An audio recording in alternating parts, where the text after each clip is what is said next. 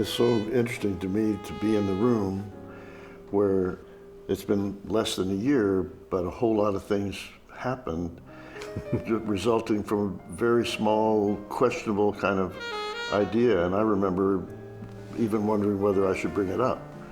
Now we're sitting here, and I know we did something special that we didn't anticipate, and we got to know each other in a very different way, and here we are almost a year later.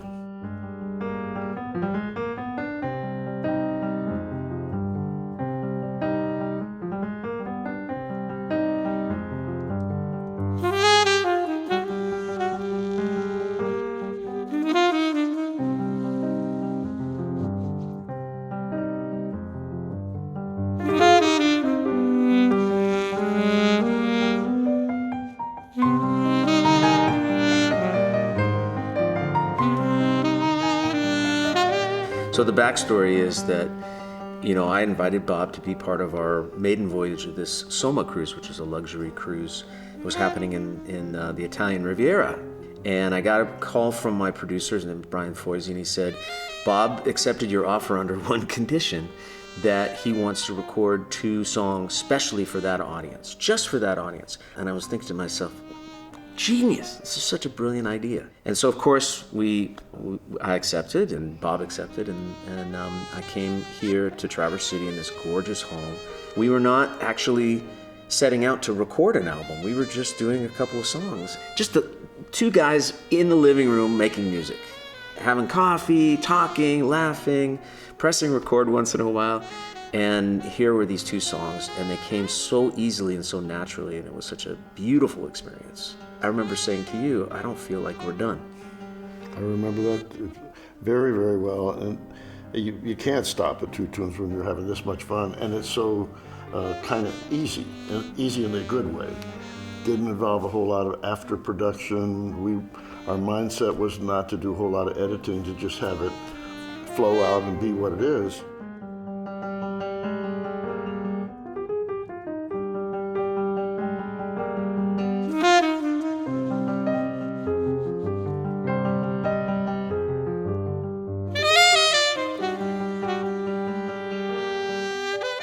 In the digital recording world, you can have 500 tracks going on at one time, if you really want to. As much music you want to record. But each track that you add to the mix, each instrument is getting smaller and smaller because there's only so much of a sonic landscape. But if you only have 2 instruments taking up all this space, each one of those instruments sounds larger than life. I share a lot of your feeling of striving for perfection, which to me means that we set our standards really high. And maybe somewhat uniquely in the jazz field, it's the areas that aren't perfect that provide the spark. And we know we're going to have those moments where, I didn't really intend to play that note, but maybe, okay, the next notes that come after that might even be better than the one that I thought of in the first place. I love that part. I'll never get tired of doing it live and trying to figure out how to keep that feeling on an album.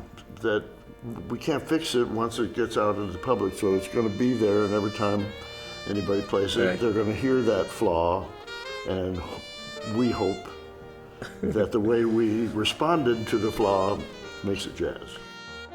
In this recording, you really hear everything. You hear clicks, you hear breath, you hear pad noise, you hear mistakes, you hear flub notes, but it all works in the overall feeling of this music. Because there's no drums to compete with, there's nothing else, no production. Mm-hmm. It literally is us with the tone of each other's instrument. That's all we got.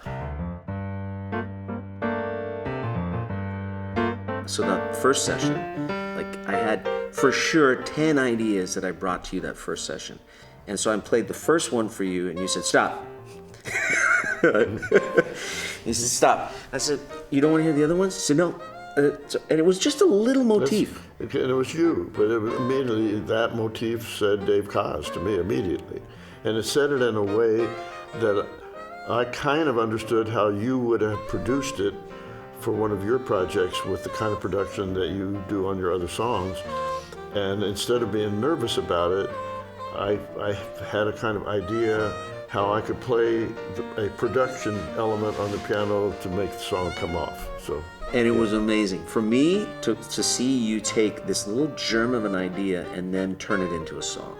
Eventually, it just was titled Two, Two, and I like the fact that the song called Two is actually number 3 in the sequence.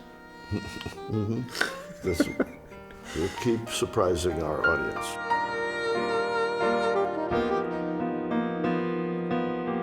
I'd be playing, and I've been trying, I know that we're making a live recording, and I'm trying to make sure that I don't screw up my part, and I'm listening to your part, and it is absolutely perfection. And I already know that mine is not. And so there's that feeling of like, this is the take. I know this is the take because of the way that he's playing, but that's really what it was like trying to figure out how to deal with that imperfection. I'm smiling because that's being recorded, and I'm going to be able to refer back to it where you talk about my perfection and you're the humble guy and whatever. Do you want me to go on? Oh, you can. But I get to have my part too. So like, we both have our reasons to have some pride and respect for each other, but we also have been plenty vulnerable in our careers, and seeing that this project strips anything else away and that just us aspect of it. And we said so many times during doing it that there's no place to hide.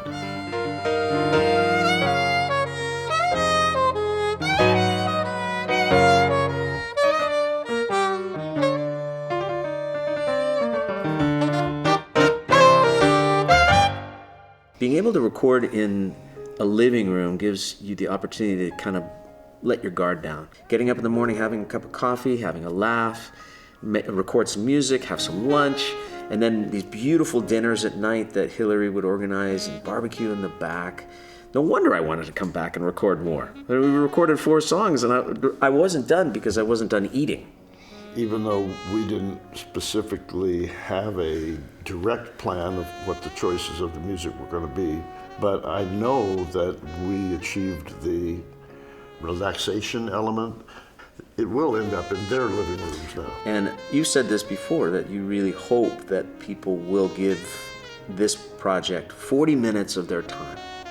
40 minutes of their time to listen to it from start to finish, taken as a whole, as a listening experience, to delve a little bit more into what we were trying to convey with this music. I came into this project with a great amount of respect, a lifetime of respect, musically and otherwise, for what Bob has created. And so I felt really more in my role was to tap into your world as opposed to bring you into my world. You write melodies, great melodies that you can sink your teeth into. You write the melodies that I wish that I had written. When I hear them, I said, why couldn't I have come up with that? And I love how I can influence what you play, because I know if that bed or that chord or whatever it was that was underneath makes you feel comfortable, that you start to float. And there are a number of times during the course of this album project that I can hear how you responded to it and why and what it made you start to play. And then if I could keep going underneath and keep you going further maybe than you would have otherwise, that's a very powerful piano, supportive kind of feeling, which I have always loved doing. You push me musically to another dimension that I didn't know was inside of me. And for that, I'm incredibly grateful. Thank you.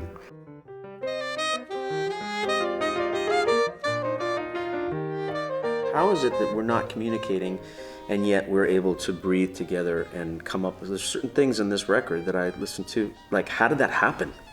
That we didn't have to say, okay, we're gonna make a retard here, or we're gonna slow down here or speed up there. It happened naturally in the way we played the music. We let our own natural rhythm take over, and I love that feeling. And I feel like that just speaks to the mystery of music and how does that happen? There's another musician in the room that you can't see.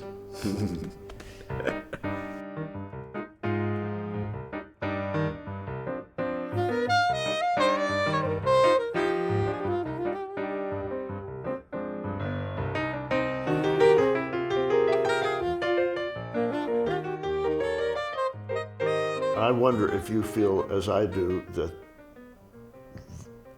if not the best, close to the best aspect of being a musician for me is the process.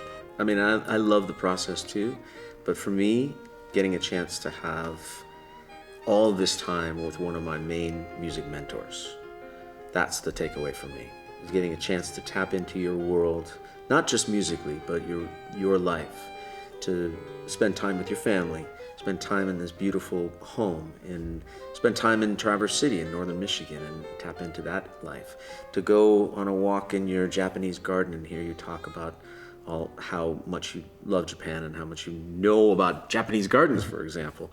These are the takeaways from this project for me, that and every time that I listen to the music, I'll have those memories to keep me company, and it was really special. Very special. Thank you. Just us. Just us.